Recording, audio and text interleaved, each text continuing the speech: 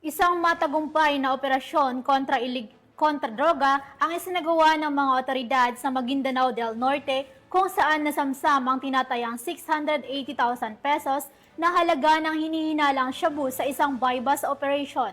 Patroluman Maria Senyora Agbuyas sa balita. Isang high-value target sa ikinasang buy-bust operation at nasamsamang tinatayang 680,000 halaga ng shabu sa barangay Dalumang Cove, Sultan Kudarat, Maguindanao del Norte nito lamang ika-1 ng Hulyo taong kasalukuyan.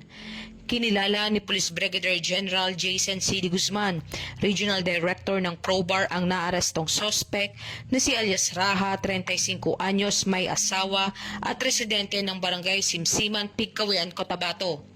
Ayon sa ulat ng Police Drug Enforcement Group Special Operations Unit 15, nasamsam mula sa sospek ang tinatayang 100 gramo ng hinihinalang shabu na tinatayang nagkakahalagang 680,000, buy-bust money at isang motorsiklong Motorstar na ginamit sa transaksyon.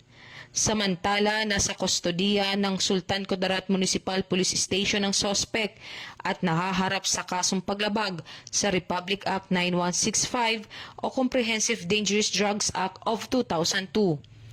Ayon kay Police Brigadier General De Guzman, ang matagumpay na operasyon ay bahagi ng pinaigting ng kampanya ng ProBar, katuwang ang iba pang ahensya ng pamahalaan laban sa iligal na droga sa rehiyon ng Bangsamoro.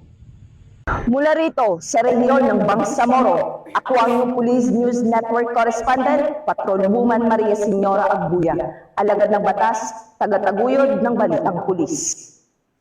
Maraming salamat, Patroluman Agbuya.